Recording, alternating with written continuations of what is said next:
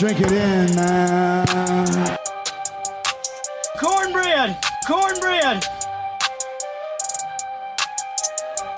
Touchdown, Detroit Lions!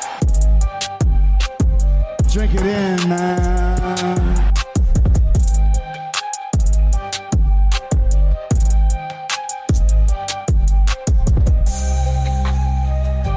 Cornbread! Cornbread!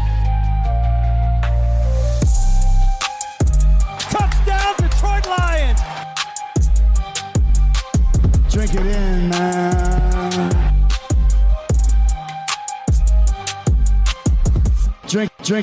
Drink it in, man. Ah, a magia do futebol. Somos diferentes, mas torcer nos faz parecidos. Não importa se você assiste com a camisa da sorte, no bar com amigos ou em casa na poltrona. Preparou, vai bater, pegou!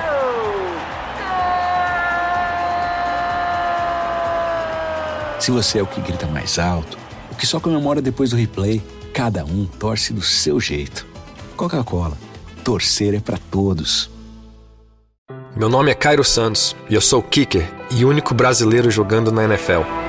Cada chute, cada jarda conquistada, cada passo me levou para mais perto dos meus sonhos.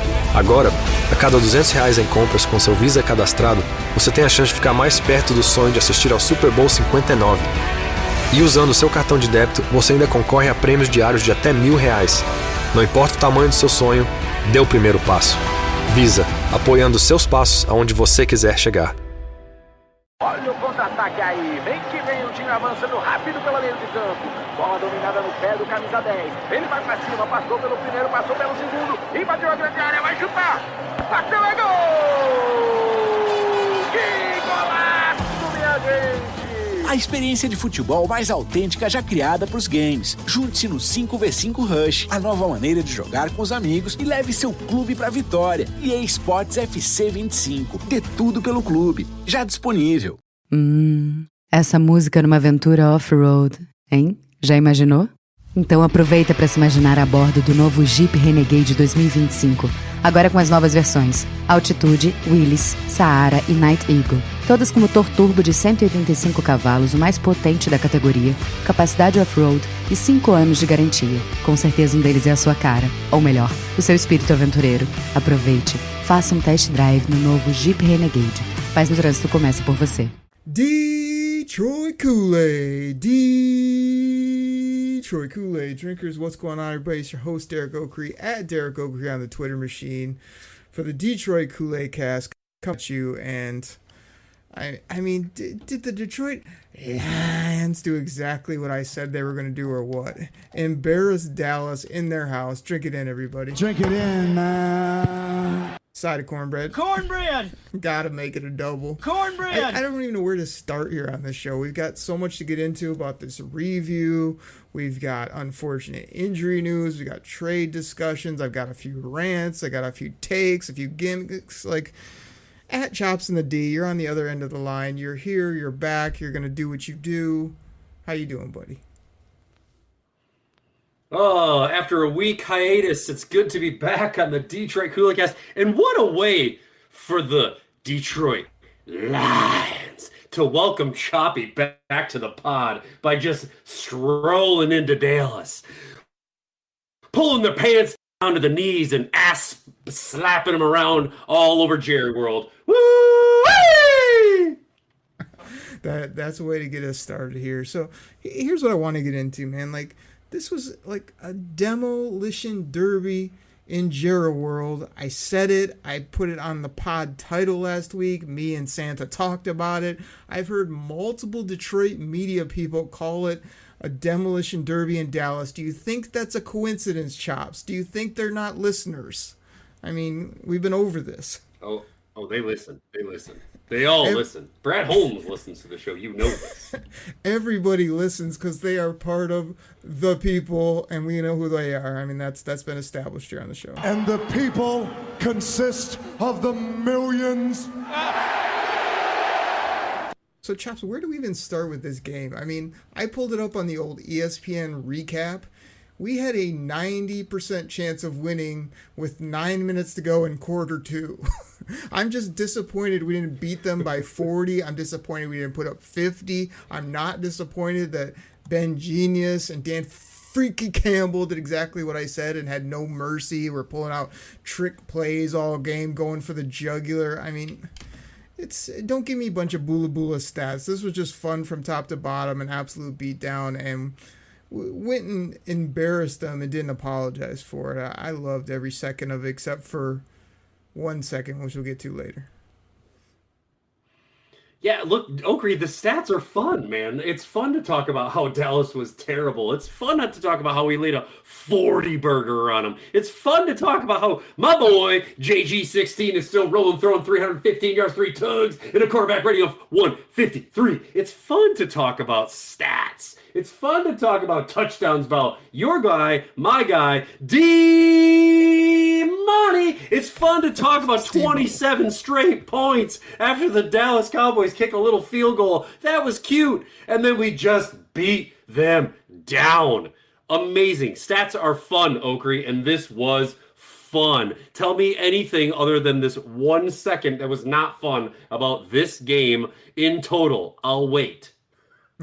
Well, I just want clarification for the millions and millions and the people out there. Like, you're talking about Demo, right? It's Demo who scored the first faux show, got some more dough, you know. I'm talking about D-Money, who just got pizzade 2 days ago as well, with a nice little thank you very much for taking it to Pound Town on Dallas. Here's a little 2-year extension, $18.5 million. 10.5 guaranteed, locking you into the D for another 2 years. Love it.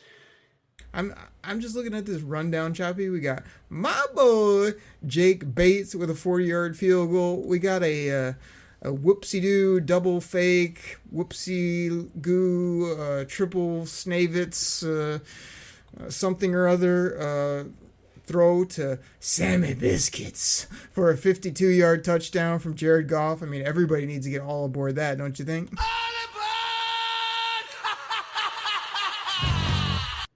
If you'd hashtag that, what would you do, maybe? I'm curious.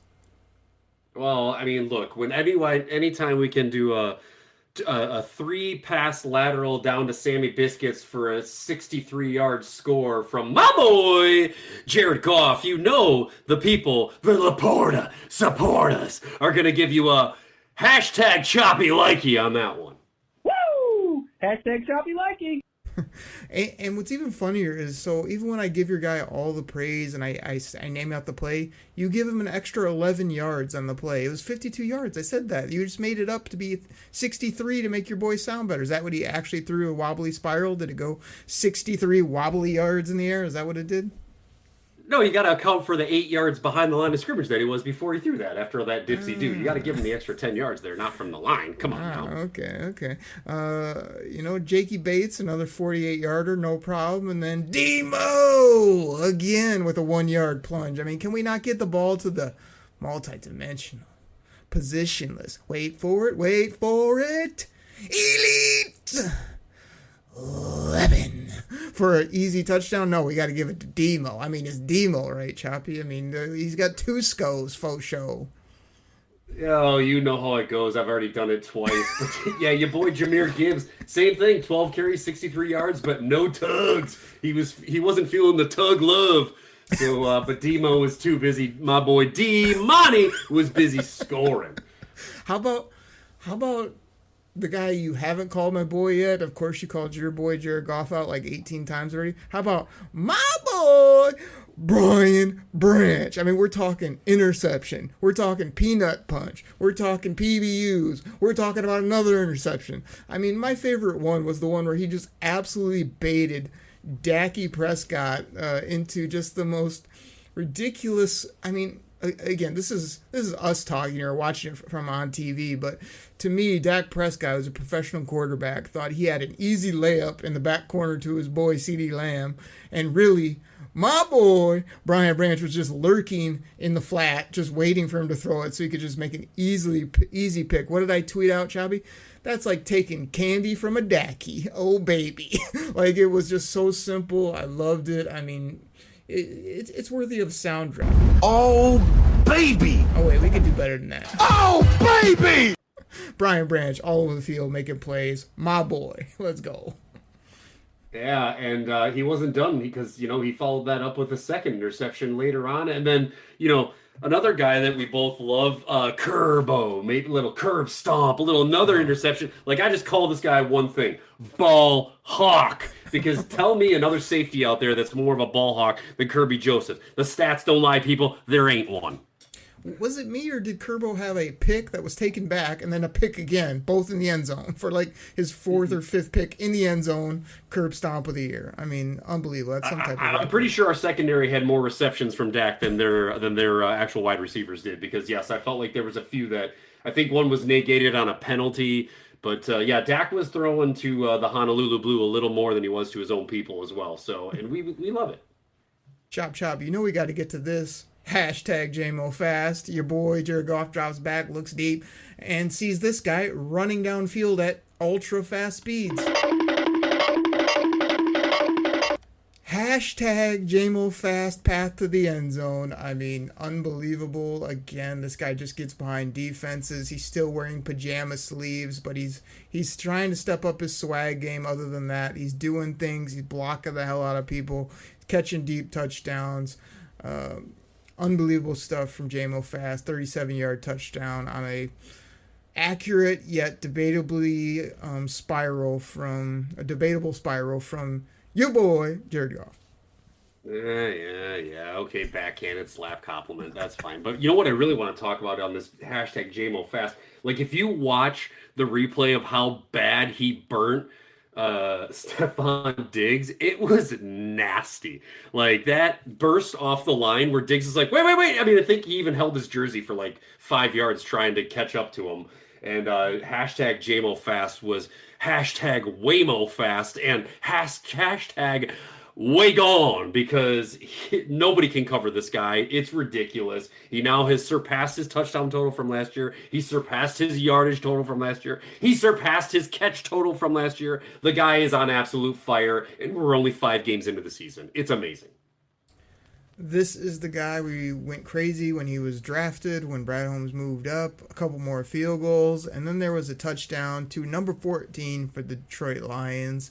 Just to add injury to insult, in between, we threw the ball to Taylor Decker. We did a whoopsie fake, pitch back. What does Scott Van Pelt call it? The pitchy woo woo, something like that, right to Penei Sewell, who dove in the end zone, showing ultra athleticism. Like, we were just clowning them left and right. But how about the little 4-yard throw to Saint just to get him on the board? What's that gimmick you do again, Chops, for Mr. Saint Brown?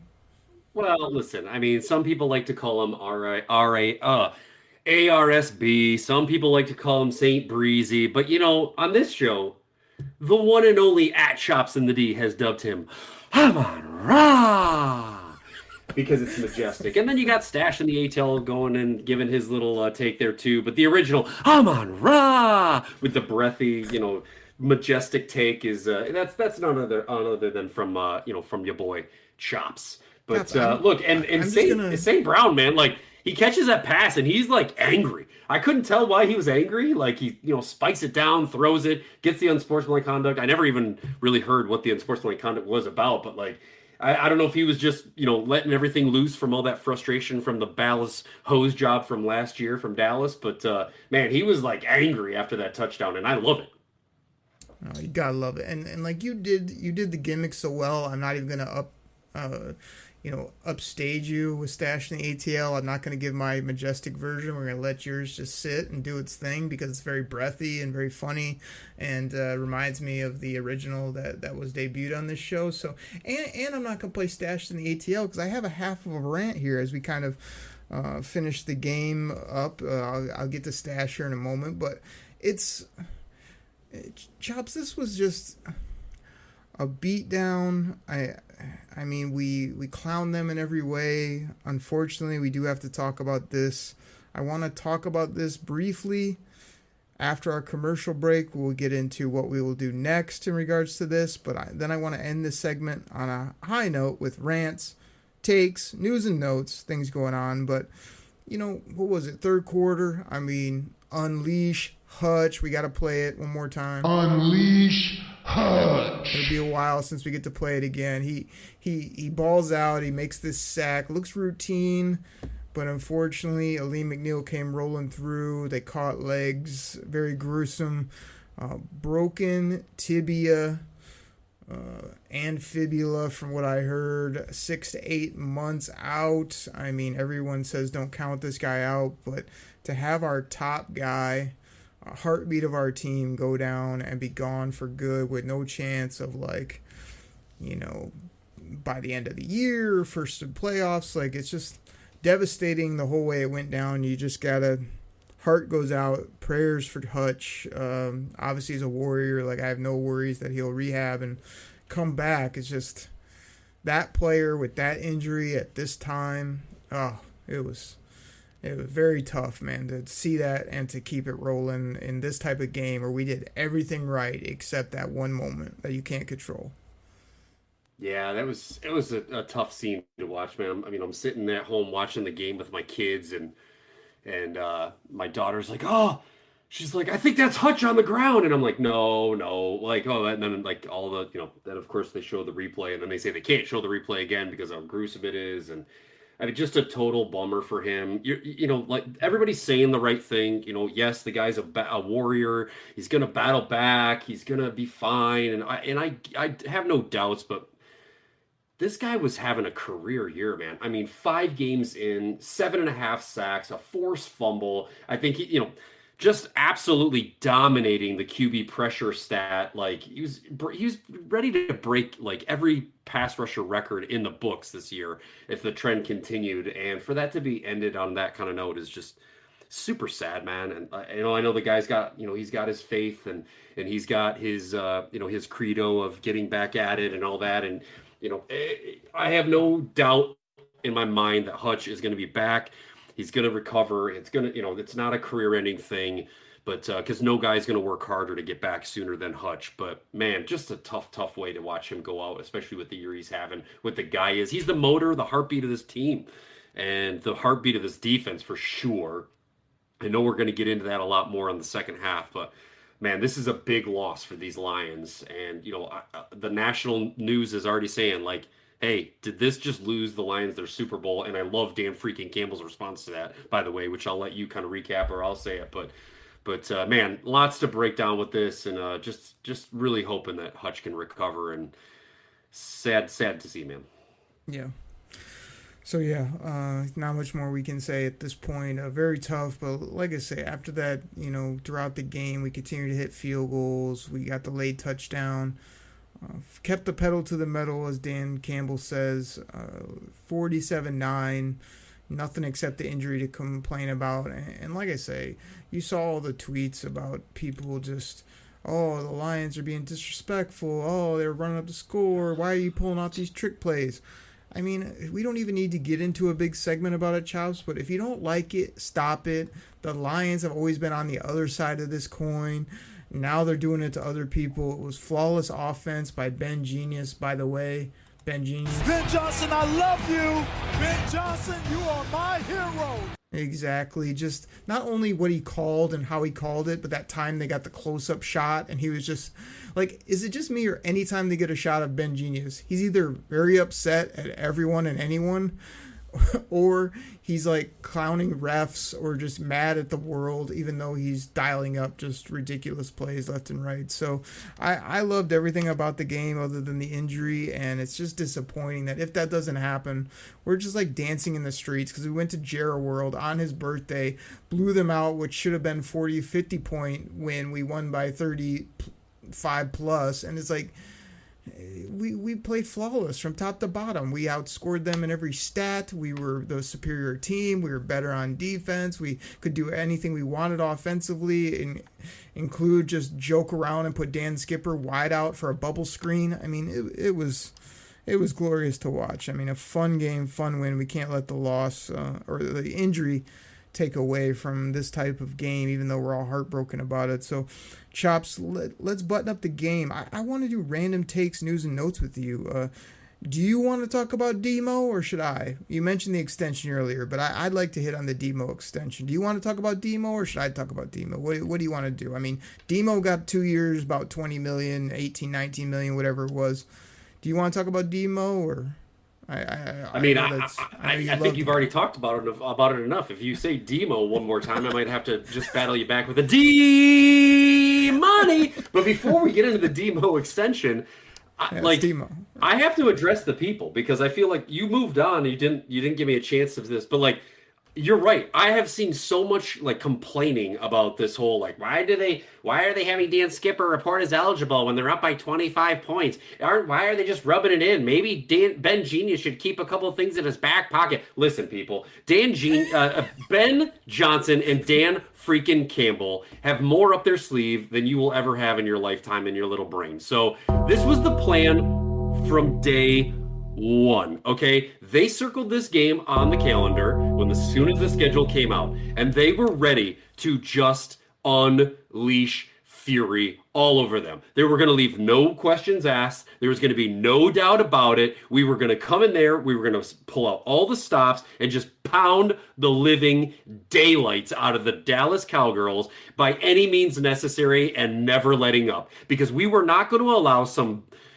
nonsense bull crap call go against us. This was a big FU to the NFL, to the NFL refs, to the Dallas Cowboys, to Jerry Jones, and to everybody who was put on notice last year after the screw job in Dallas. So this was the plan. We executed the plan, and this is what happens when we are dedicated, when we are focused, and we're ready to unleash. Okay? So don't mess with us ever again. And I don't want to hear any crap about, wow, they really piled on. Guess what? Like you said, if you don't like it, then do something about it. Try to stop us. But you couldn't stop us because our defense was on fire as well. So anytime you thought you might be rolling back, Kerbo was there. Brian Branch was there. We were ready to go. So again, 240 burgers in a row.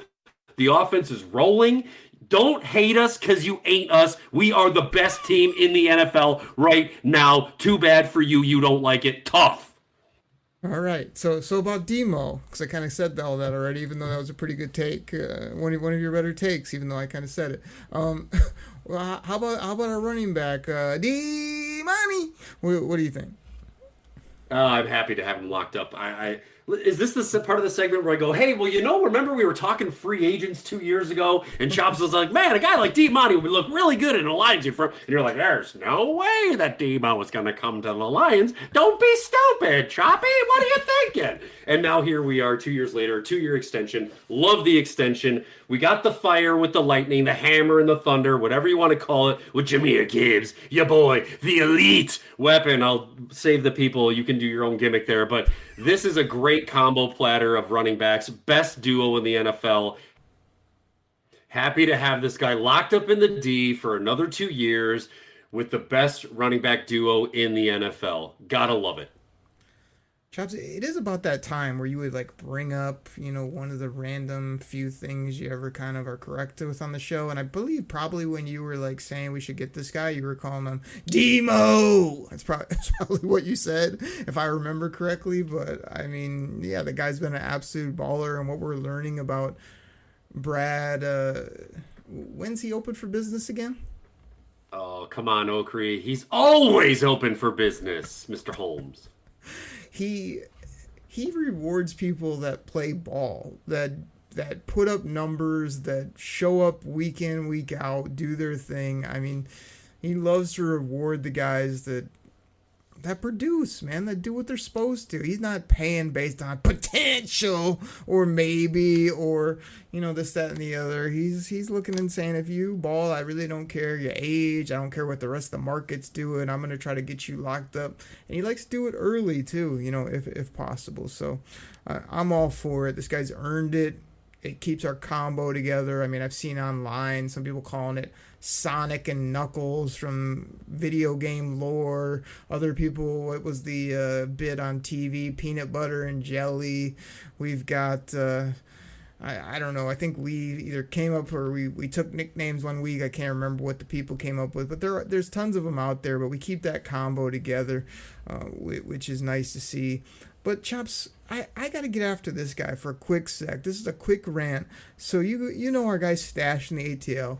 He's been kind of like gone from the show. He's doing one of these gimmicks that you hear everybody and their brother do. Oh, I'm too busy, life. Oh, and so I tried to call him up live last week. I get some dweeb like Android. I don't even know what it was. It was like a virtual assistant. I was like, who would you like to speak with? And I'm like, Stash in the ATL. It's like, what do you want to talk about? I'm like, sports. Get me through to Stash. And he puts me through. And, oh, sorry, he's not here, available. I just hung up on the guy. I played the edited version here on the pod last week before Santa was so gracious to pick up and talk Lions for about an hour. I don't know that he took a breath or let me talk. But, we got that in, which was fun.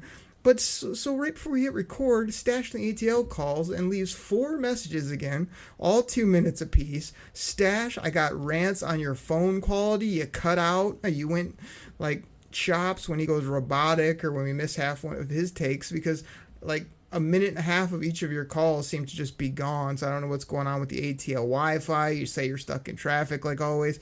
And Chops, here's the reason I didn't play his Amon-Ra drop. Stash tried to replicate it, and I'm glad he did because I was waiting for it the whole 18 minutes his call was going through. But there will never be another one of these. It was not as good. It was not as crisp. It dropped out a little bit. I mean, this is the legendary drop. Amon-Ra.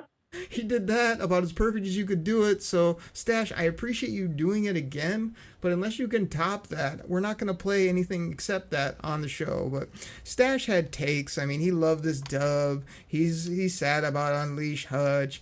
He thinks we're going to blow out Minnesota. I mean, well, I think he said there's going to be a lot of points on both sides. I think he was like 41-38, somewhere in that range. He had a crazy score. So he thinks we're going crazy again. But Stash in the ATL, I can't play 18 minutes of your call. If you're going to do Amon-Ra, I need to be absolutely elite.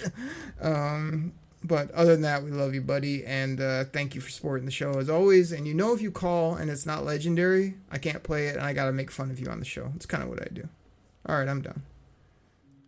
That was a nice take there. I'm curious to hear the recordings from Stash in the ATL again. In the 2-minute clippets that we get on the Koolaid Cast. But hey, listen, he can come on the show anytime, in my opinion, and drop that majestic Amon-Ra or however he does it. I can't do it.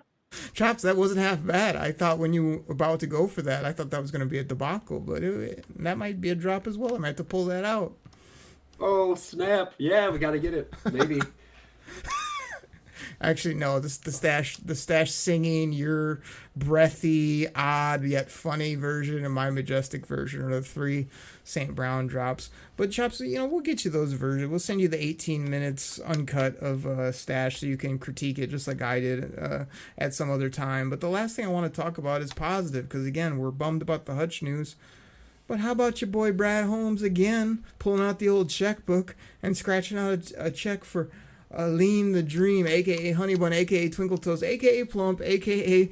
Aleem the Dream McNeil. That's 2 L's, everybody. 4 years. Everyone had sent this guy out the door. People are trying to trade him. Oh, maybe we should package up Aleem and send him somewhere. You got to give up something. They ain't giving up another young talent that's 330 pounds, can rush the passer, can stuff the run, can do everything you need to do. He's staying in the D for another 4 or 5 years because he's still got a year or so on that rookie deal. I mean, Brad Holmes ain't messing around, man. He drafts well. He keeps his ballers. And if you don't produce, he puts you out to pasture, lets you ride off in the sunset. I mean, at this point, I think we just have to add, we'll refer to him as AKA paid. 4 years, $97 million, $55 million guaranteed for AKA paid.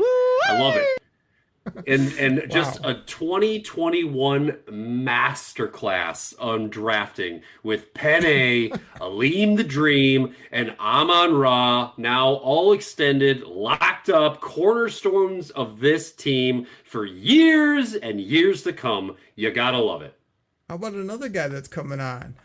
Big Denim.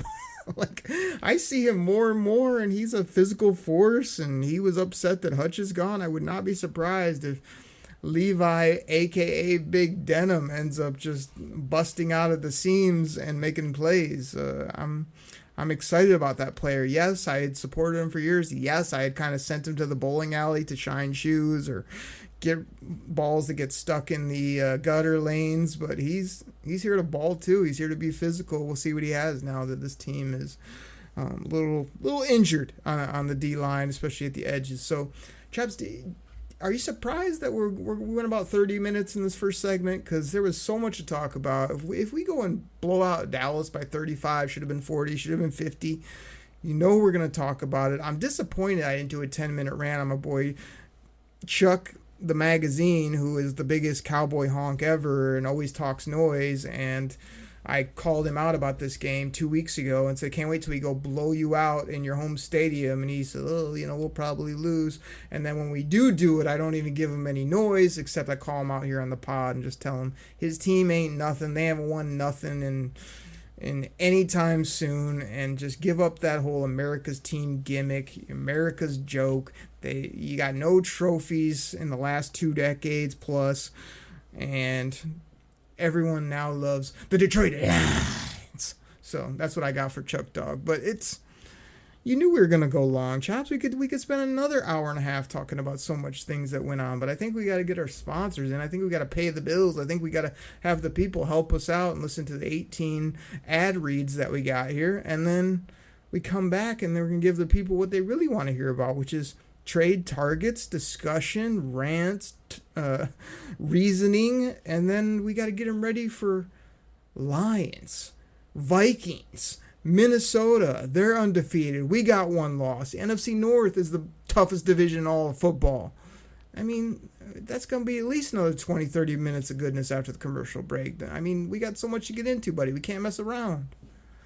Okri, we got to give the people a break here because, again, we could go for 40 minutes strong on the front half, 40 minutes strong on the back half. But you know that the podcasters of the world and the listeners, the millions and millions of Kool-Aid drinkers, they need a little break. They got to refill that Kool-Aid, they maybe have a little side of cornbread, take the break, and then we come back and we get right back into it. No doubt about it. Everybody, please, as host sponsors, it really helps the show. Share the show, retweet the show, repost the show, do us up, shout us out, do gimmicks on Twitter. You can find him at Chops and a D or at Derek Okri. You guys know what it is. Everybody, we'll be right back.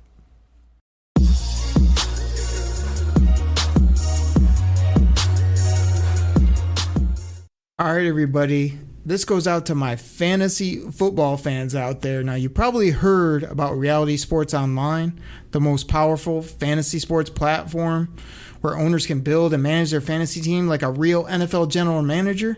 But the question is, have you tried it? I mean, we're talking free agency, multi-year contracts, rookie drafts, multi-team trades. You could put franchise tags on guys. It's as close as you're going to get to being an NFL GM. But do you think it sounds complicated? It's not. I'm here to tell you it's the best thing about Reality Sports Online is it's just more fun than your normal fantasy league, but it doesn't take barely any more time. After all this, are you still not sure? I mean, come on now. You can test your general manager skills by going over to Reality Sports Online, call it RSO. Please go check out realitysportsonline.com right now.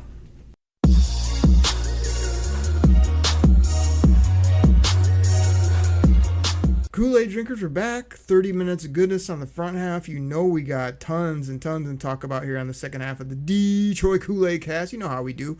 Drink it in, everybody. Fill up your glass real quick for this back half of the segment. Thank you for listening to the sponsors. Drink it in, man. Choppy chop, let's just get right into it. So, like, I've been listening to sports radio as I do. You know, life's busy, work's busy, everything's busy, but you know, when the Lions are rolling the way they're doing and they're just embarrassing the Cowboys, you know, I'm trying to listen to sports radio. I got to admit that as much as my grandma loves the sport we shall not speak of and other friends do, like, there was a little bit of glee when they took that final L, because it was like, now we can get back to talking football on sports radio about the sport and the team that really matters in this town, and that's the Detroit Lions. That's those Lions. So it's like, I was a little happy about that. But, like, we turn on sports radio, and, like, everyone's bummed out about Hutch. Everyone's fired up about this dub. We already got into all that. But, like, I'm just disappointed that these callers call in and first want to tell you how old they are, and then they want to tell you that they're a season ticket holder, like that gives them some credit to have a good take, and then they just give you the same names that everybody else does. It's like, hey buddy, that's not a fresh take. We've heard that from the last 18 people. Like, you're not smart. Now, with that being said, I know me and you have put out a certain picture of a certain guy that might play in Las Vegas, that wears number 98, that has tats and makes plays. And we said, go get him, trade the picks, do what you got to do. You know, everybody knows the other names. So before we get into any of that, or maybe we won't get into any of that at all and talk about other things, I want to just educate the people when you're just giving away these draft picks, which Brad Holmes has just, like, done so well with. So just even looking at last year, the first round pick, I heard some people on the radio, oh, just give him the first round, give him 3 first, who cares? The reason you care, Chops, is because we took Terrion Arnold at 24. We know we're going to be picking at 25 to 32. Do you want to know the contract value, Chops, of what that is and what you're getting before you just throw it out into the ethos like it's nothing? I know you're well educated on this, but do you want to humor me for a second? Okri, I would love to hear what kind of value you get with the 24th pick. But actually, what I really want to know is the value of the 32nd pick, because that's what we'll be using next year. But anyway, I digress. Yes. So anywhere from 24 to 32, the general range, you get a stud player, a top 20-ish player, because we're taking out the quarterbacks. We're taking out old linemen because we're set at both those spots. I mean, we did pay Jared Goff $53 million, so we're good there for a bit. You know, you get a player for 4 years at a total contract value, Chops, of anywhere from 12 to 14 million in total. If you geniuses out there want to do the math, that's like 3 to 3.5 million per year. So the reason you don't just give away these picks like they're candy, like, I don't know, the LA Rams did and other teams seem to do, is because you get a incredible football player handpicked at a position of need at absolutely no money. I mean, we're talking about adding guys that make 20, 25, 30 million per season. You go down to the second round. Oh, just give them our second rounder. Who cares? You know who cares? I care. Because in the second round, if you're picking anywhere from 55 to 64 in that range, you're looking at 4 years. Oh, I don't know. $6 million on average in that range, 6 to 7. Like, that's what people have to realize. And I understand we're in a winning window. I know that people don't care about picks because it's almost like when you don't care about your savings account because you just want to spend the money you have now. Tell me how that works out years down the road for you. Tell me how it works out when you just start burning draft picks for guys right now that make buco bucks that are 28, 29, 30, 31 years old, when you can give me a 21-year-old like Brad Holmes like to do, or a 22-year-old for 4 years for like 1 to 3 million per. I mean, I think the math says it all right there. And yes, you have to be tactical with it, but give me the case, Chops, of why we should just burn these picks, which this guy's been killing it with, for a rental, for a expensive player, or do you buy my take that these are very valuable assets to give up, and it takes a lot of thinking. It takes the right player at the right time, at the right moment, not just, oh, give away the pick we have because I want a guy now or else. Go ahead. So I'm kind of in the middle on this, and I know, of course, you're gonna be like, "Oh, come on, Chops, take a side. Either it's F them picks or it's hold them picks." But I'm really in the middle, and this is why I'm in the middle. I trust Brad Holmes to make good picks in the second, third, fourth round of the draft. I mean, again, I can go through the names: Derek Barnes, Amon-Ra, Aleem McNeil, Kirby Joseph. Go down the list. Hendon Hooker, all these guys. Like, these are not first and second round picks. Like, Brad Holmes can find talent late in the draft. All right. If we had another GM who did not have a track record of finding these kind of value picks later in the draft, yeah, I'd be a little bit more conservative with my first round picks. That being said, I am not saying package up 3 first rounds in 2 seconds and get them over there to so-and-so for so-and-so. I'm not saying that. Okay, they are valuable. I will counter that and argue with myself again to say we are probably going to be picking 30, 31, or 32 this year and next year and the year after that, because our window is now. So it's not like you're giving up a top 10 pick. But if there's a guy out there right now that is going to put you over the top and get you that Super Bowl that is literally sitting right there. The window is in front of us, Okri. It's slid open. The curtains are pulled back. The latch has been undone, and our window is now open to win the Super Bowl. And Okri, when was the last time the Lions could say that their window was open to win a Super Bowl? I'm not saying be stupid. I'm not saying be super aggressive. I am saying that I trust Brad Holmes, but I'm also saying go get me a defensive end who's a game breaker and who can replace Hutch for this year and then pair with Hutch for the next 2 years or beyond to get us to the Super Bowl multiple times. All right, so this is the part I'm with you. When I'm looking at these players, that, you know, the same old names you hear about, whether it be Crosby, Myles Garrett, Hendrickson, whoever. You know, some people want to go to the clearance bin. Some people are just Eeyore on the radio. Oh, you know, we're not going to make any good moves. We're just going to get some nobody and hope that... I mean, I've been telling you for a couple years that, like, I've been waiting on Brad Holmes to do something big.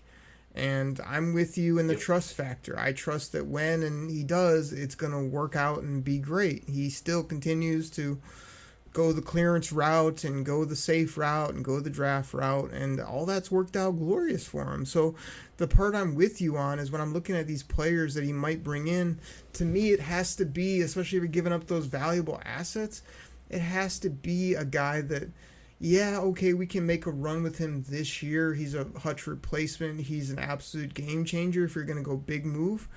But it's got to be something you can roll over into the next 2, preferably 3 seasons, because a rookie pick is 4 with a 5-year option in round 1, 4 years round 2 and beyond, right? So if you get a guy you bring in that gives you 2 to 3 years on the contract, you're sort of getting 2/3, maybe even 75% of the tenure of what that rookie would be. Yes, at a way higher value, but a proven player and a guy that you feel good about and somebody that can be here multiple years, because this is how I see it. Like, I'm kind of with the people that this really dimmed our chances unless they go big spend, big move. If you just put in a couple who knows and say, oh, Houston's going to be way better even though he can't even get on the field, and oh, we're going to bring in some guy from Cincinnati's practice squad named Isaiah Thomas, odd enough. Like, no, that's something, that's another take I have here in a moment. But are you with me that if you bring in a guy, it can't be a 1-year expiring, it can't be a, we hope it works. It's got to almost be like a bigger plan move to, okay, we'll go for it this year, and if it works or it doesn't work, then we can pair you with Hutch and really roll next year and the year after. That'd be ideal if you are going to make a big move. Yep, totally agree. I do not want a 2024 stopgap. Like, I want a move that's going to cost you big, but it's going to reap the rewards for years to come. That's what I'm talking about. I'm talking about, you know,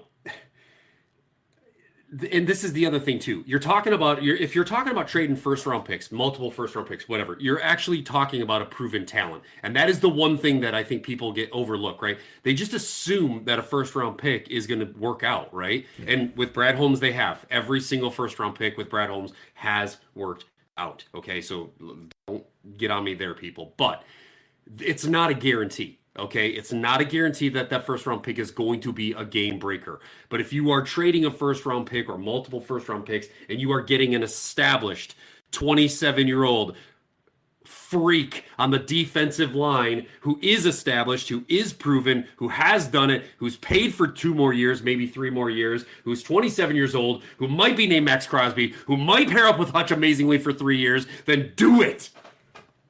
Here's another point I want to bring up. When you're a draft guy like me, when you're doing these deals, there's 2 things that I want to hit on. One is that a lot of times you hear 3 first rounders for a guy, and if you really think about it, you're getting the player, which is a first round player plus. So it's really not 3 first rounders for like nothing. You're obviously getting the player. And if he's already an all-pro and paid, I'm almost counting that as 1.5 to 2 first rounders out of the player. So I think you got to sort of equate it to that. And then, Chops, are you with me that the NFL always starts with these ridiculous costs for people? It's always like, oh, we never trade him. We need 3 first rounders. You check back with them in a few weeks. Next thing you know, it's down to like, oh, we might take 2 first rounders. You kind of circle back again, and then it's like, how about a third? Oh, okay. Well, like the price just goes down like at a bad car lot when they know that you're not going to pay it. You're going to walk off the lot. They just give it to you for nothing. So I don't even like believe it when I hear these. Who's the last NFL player that went for 3 first rounders? I can't think of anyone. The only people stupid enough to give up 2 first rounders were the LA Rams, where Brad Holmes was a part of that regime, and that was for 2 players that helped them ultimately get a Super Bowl. So it's like, other than that, nobody goes for 2 first rounders. Well, the Jets traded somebody, or Adams got 2 first rounders from Seattle. That didn't work out at all. So it's like, I just think these costs are ridiculous, and it's, you got to think about the player. What's he worth, or what's he bringing to you, instead of just like these assets you'd be giving up. So I'm looking at Crosby's deal, to be honest, because that's the ideal, even though like no one in their right mind thinks it's going to happen. And that's why I keep thinking it could happen, because nobody thinks it will. It makes so much sense from a player perspective. I'm looking at his contract. It's like 30, 28, 24 million as a cap hit. Could be here all the way through 2026. Perfect fit on so many levels. It's like, I don't think this is impossible, especially when the Raiders just traded a big piece. So I don't have Garrett in front of me. To me, Hendricks from Cincinnati is actually the more realistic option because of the New Orleans ties. He probably makes quite a bit less, maybe in the $20 million range, and he already wanted to get out anyway, whereas Crosby says he wants to stay. So it's like, if you got all those things going for you, I don't know why you couldn't go down to Cincy with those cheap asses and get him for a 4th and a 5th the following year, and then maybe keep him here for an extra year or 2 after this year. So that's kind of where my head's at. If you're going to trade, but we've built it through the draft.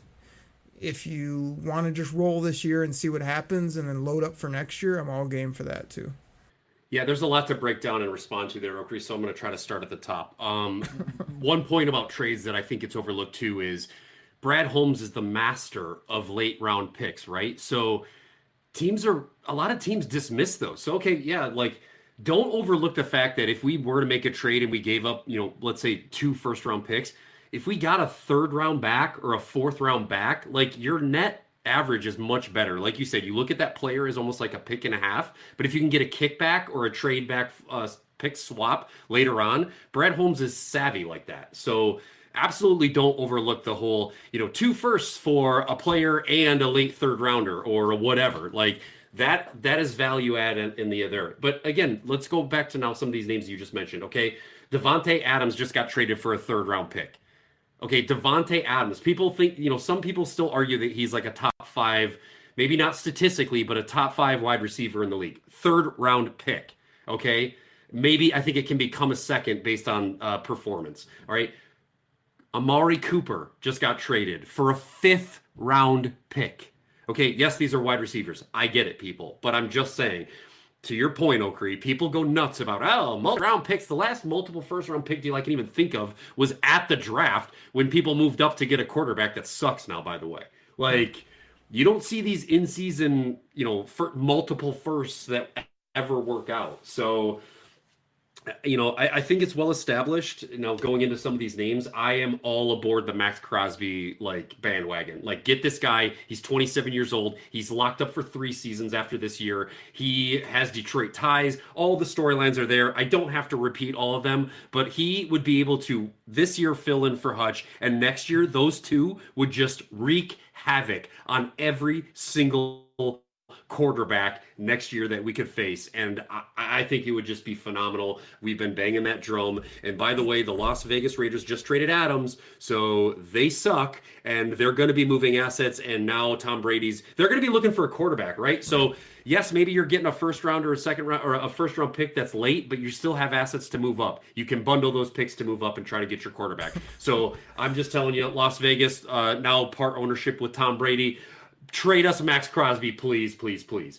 Okri, do you want me to dive into some of these other names that people are throwing out there, or do you have a response? Oh my goodness, where to go? I mean, this is gonna be a 2-hour show, Chops. If we're not careful, but I want to do something that's sacrilege on this show. I want to do a quick Brad Holmes rant. Can I do that? Oh yes, please. So this is something I want to make the people aware of. If you've been on this train since day one of the Brad Holmes, Dan freaking Campbell regime, if there's a couple little nuances about Brad Holmes that haven't worked out, one of which is that he seems to not only ride with his guys, but every year, if you look at it, he's left us short at a certain spot and thought it was going to be okay, and it wasn't. First year, he thought he was good with Tyrell Williams and Perriman at wideout. How'd that work out for you? Not well. What'd he do the next year? He went and got himself receivers to try to make up for that. Last year, we got beat in the NFC Championship game. Where were we weak all season long? Corner. What cost us late in that game and in general? We got roasted, toasted, and extra crispy, couldn't cover a coffee table. What does he do this year? Goes out and gets corners, and a couple more corners. This year, I'm telling you, he needs to know right now, you lost Marcus Fattenport. You lost freaking Hutch. And who's the other edge player? They lost 3 edge guys. Who's the other guy I'm thinking of that didn't play or didn't work out? You know? Anyway, some other guy wasn't that good, but another veteran player that we just had that he's gonna rush the passer. He's done. So it's like, is he gonna make the same mistake again where he's like, oh no, we're good. We love Houston. We love this guy. We're gonna bring up this guy. We're gonna move out Josh Pascal. Oh, we're gonna let Big Denham play the edge. He's gonna produce. And then we get to late in the season. It's not working out. You have no extra players. You didn't do anything at the trade deadline. You didn't go big, because every year I come on this pod and say, okay, it's time to finally make a big move. Let's go for it. He doesn't, and we come up short, and then the next season, in the offseason, he goes in and addresses whatever that is to try to get that better, try to get us over the hump. That's why I think you either make the move now, or you kind of roll with your guys and say, okay, I'm really not messing around next year. Hutch will be back. I got money I've been storing for a rainy day that I haven't used in 4 seasons aggressively. Let's go use that aggressively. Let's have another great draft. Let's do this thing. I mean, that's something I think we can call Brad Holmes out for, is just sort of like sitting there biding his time, saying he's good, playing bargain bin basement, DPJ, and I'm going to go pick up this depth player at the deadline, knowing that we needed a corner last year, knowing that we needed DB help. So I think now everybody would be very happy if he just said, screw it, and made a move. But again, I'm still on the draft side too, of just don't give those away unless it's the right player with multiple years and that will fit right in and do his thing. So I think he's in a little bit of a bind. It's time for him to step up, but stepping up means maybe shorten you in the future too, which I know they say they want to be good now and later. It's tough. So that's my Brad Holmes rant. Is don't just like sit there and say you're good and then we're not good come playoff time. Good enough. Yeah, I don't think it's really fair to like judge Brad Holmes on the things that he did in 2021 because honestly, like the dumpster fire that he was left was, he had to build it. So, but Oakrey, it's year 4 now. So he's had 4 years. And I agree with you. My hope is that he has learned over those 4 years that instead of being reactionary in addressing it in the offseason, the time is now. Be proactive. Go get that edge, that difference maker that's going to put you over the top. Don't have any questions after the season's over to go, oh man, I really wish we should have done this. Well, now we get to try to do this. No. Do it. Just do it, Brad Holmes. You're always open for business, and we need you to go out there and make this deal. And I'm gonna rapid fire Oakrey because I know we got to get to this preview. It's a huge game on Sunday, but I'm gonna do some rapid fire here. I'm gonna throw another name out there. So for me, Oakrey, I'm just gonna go rapid fire with the names that I'm looking at. And again, there's a lot of silly ones out there, but here we go. All right. Hard no for me on Reddick. Okay, the guy is old. He's a diva. He went to the Jets. He wanted to leave. He's there. I don't want anything to do with that. Jadeveon Clowney, are you kidding me? It's not 2018 Jadeveon Clowney. No, he's hurt and he's old. Trayvon Martin, why on earth would the Jaguars trade Trayvon Martin to us, okay? We passed on him before. Why on earth would we want him now?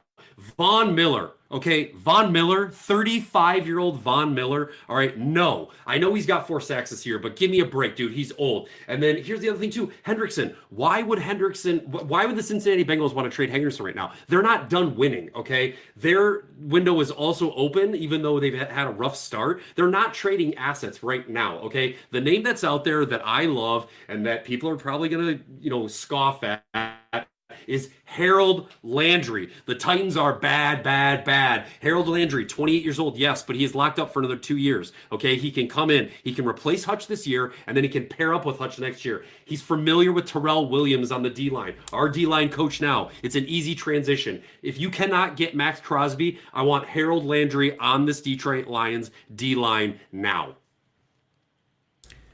All right, Chops. I'm gonna save you from the people because I let the earlier one slip when you called my man from the Cowboys, Stephon Diggs. So we got Trayvon Walker, not Martin. Did you? Oh. Who was Hendrickson? What was the first name that you used? I was sleeping halfway through. What'd you say? No, it wasn't Hendrickson. I said it was Clowney. Listen, Oakrey. You know how I am with these names, okay? I'm trying to you help know you. who I'm talking about. I'm just trying to and see. if you want, I'll nitpick you every time you fumble and stumble over a word here and there. The people know exactly who I'm talking about with Hassan Reddick, with Jadeveon Clowney, with Trayvon Walker. Sorry, not Martin, and with Von Miller. Okay, you didn't call him Travion Hendrickson though, did you? No. Okay, no. Trey Hendrickson. And I was trying to help you because I was going to say for all the people that are going to clown Chops for these names, he's getting confused. You try to come on the pod and talk for 2 hours straight with no notes at the whim. It's not that easy. So I was trying to have your back. Then you turned it in that I was going to slam you. I was really just trying to get it out there. So we're all good. So here's what I'll say. Well, I appreciate this part, Oakrey. But again, you know that I forget my kids' names and my own name half the time. So look, I got the basics down, and the people know who I'm talking about. So come at me. I like the rapid fire. Those are one of your few. You made a few good takes today. I'm impressed. I'm excited for that. Got to ring the bell for that one. Come on, buddy. I like. We may be having a technology meltdown, but I'll try to get to the bell. I'll give you a couple just for extra points there when it's actually working for me. But yeah, I think there's lots of options. I'm hoping they do something. You already heard my take about draft picks. It's always that delicate balance.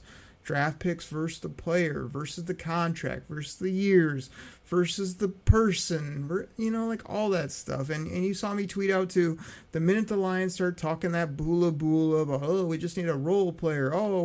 We got guys in-house is the minute that they're making calls, looking to go big, because that's what the NFL does. They think they're sneakier than everybody. They think they're smarter than. It's like, no, we're on to you. The minute you're not going to do anything is the minute you're trying to do everything behind the scenes. That's how it works in the National football league. So, Chops, like you said, we got to spend at least good 10 minutes or so on this Minnesota preview. And what I wrote down, you know me, the king of a couple bullet points, and that's all I need, is this is a matchup of no run game versus, what do they say, down south with that school that we shall not speak of. This is no run game versus the run game. I mean, and again, if I'm going to even make a reference to it, you know, I got to play the drop for that school that we shall not speak of. Hey, listen, Ohio State sucks. Ohio State is vanquished.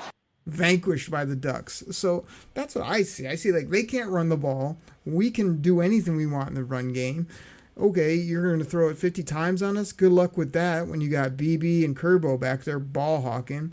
Like, undefeated my freaking ass. Like, wow, you beat a bunch of cupcakes. You beat a bunch of nobody. Wow, Sam Darnold finally played well after 4 seasons of being an absolute tire fire. Like, I am not scared by Minnesota one bit. Wow, Justin Jefferson's good. Yeah, the sky's blue, water's wet. We know this. We've known this for a long time. I see this being a good matchup on paper. I see Minnesota having a very nice stadium. They also have nice fans and nice people in that arena. We're going to come into that stadium and just absolutely de-pants this team. Like, this is not some undefeated juggernaut. This is a team that's won against bad teams. They've had a couple good games here or there. This is not some dominant team on both sides of the football. Okay, wow, your defense has played decent.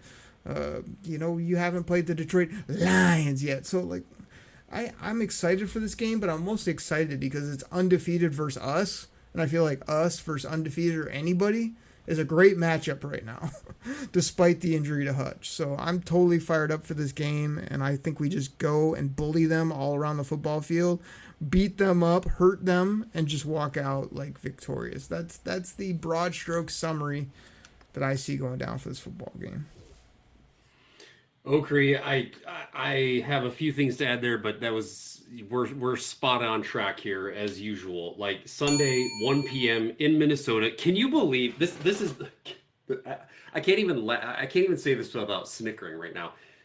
Do you believe that the Vikings are a 2.5 point favorite against the Lions right now? Like, I know you don't care about Vegas, but like, are you serious? They're a 2.5 point favorite. They're the weakest undefeated team in the history of any team that's ever been 5-0. It's a mirage. It's a joke. It's Sam Darnold and it's, I mean, Aaron Jones. Like, okay, like Ty Chandler. Woo! Like, yes, Justin Jefferson. He's a stud. But like, Jordan Addison is not playing great. Jalen Naylor, former Sparty, like whatever. Like, nothing on this team scares me at all. And do you realize that people were coming in after laying 240 burgers out there against in our last 2 games? So yeah, we're gonna smoke them. Like, we're going into mini and we're gonna absolutely demolish them again. I'll give you my score prediction, here after in a little bit. But like, hashtag we're putting up another 40 burger. Hashtag what Choppy said. Hashtag market. Okay, it's gonna be a bloodbath. Woo! Hashtag Choppy liking. I mean, you gotta hashtag that take. I'm like trying to even think of anyone on their defense, and the only one I can think of is Fabio number 2, Van Ginkel, who is your boy, who you wanted to come here. Oh wow, he has a couple pick sixes. Oh, he's made some plays. Who else is on their defense of substance? I know they have like try-hard guys that are doing well, but it's like nobody of substance, nobody we're fearful of. Yes, Dan Campbell is going to come out at every press conference, tell you what a great team this is, and how many, how tough it's going to be, and they are what their record says they are, and Sam Darnold is rejuvenated and he's found himself, and this, it's just all that NFL speak. It's giving them all the kudos, as you would say, just to butter them up and dip them in that Lions butter. But it's just not happening. I mean, I hate to keep putting up crazy score numbers, but I just feel like this is going to be a physical battle for the Lions and hey, I'm Kevin O'Connell, I'm kind of wimpy, kind of smart, I'm going to try to throw the ball all around the yard, I'm going to maybe draw up a couple trick plays and think I'm going to get away with it. And really, we're just going to out-scheme you, out-physical you, and just beat you. I feel like we're going to maybe beat them from start to finish, just like we did Dallas. Those two teams that we put up 40 against was Seattle and Dallas, both teams that in some ways I would say are more highly thought of than the Minnesota Vikings despite their record. Did you see any rankings recently where the Lions are the number one team in the National Football League in power rankings? I mean, that tells you all you need to know right there, when Minnesota, with their big fancy record, was probably like halfway down the list or not even barely in the top 10. So it's like, the people know what it is, and that whole Vegas is just a home field nothing. Oh, wow, they're at home, give them 3 points. No. Like, we're going to skull clap you from the first snap to the final whistle. That's what I see going down.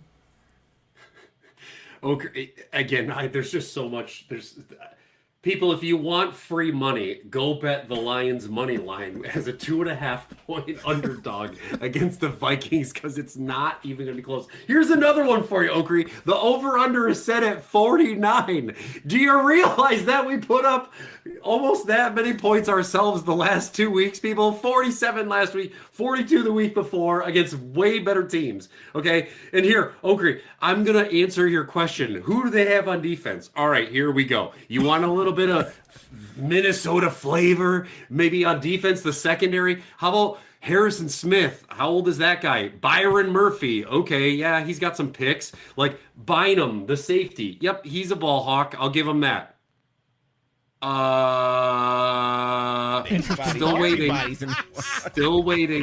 Still waiting. Nothing. They have nothing, okay? Nothing that's going to stand against hashtag JMO Fast, to able to stand up to the hashtag golf train, or anybody who's going to be able to do anything for the Laporta supporters, or anything that's going to be able to stop Amon Ra.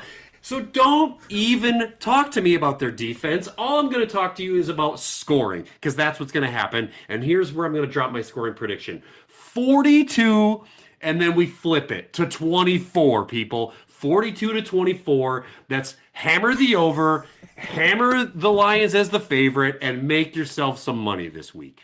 Oh, what else is there even that needs to be said? I know there's a bunch of dweebs out there in Minnesota, or people that are just always pessimistic with life, that are like, oh, but why are you guys giving them no respect? I mean, they're undefeated. It's like, they're the Minnesota Vikings. They're led by Sam Darnold. We can't name two players of substance on their defense. Their running back, which Choppy mentioned, another error by his part on this pod, is on IR, is not going to play. They just traded for Cam Akers, who's coming off double Achilles blowouts, that had one game in Houston where he was half decent, will probably be their best tailback. Their offensive line is Swiss cheese across the board. I couldn't tell you one dominant player other than maybe their left tackle. I think they took 3-4 years ago that's half decent. Like, it's everything lines up. Chops said it all.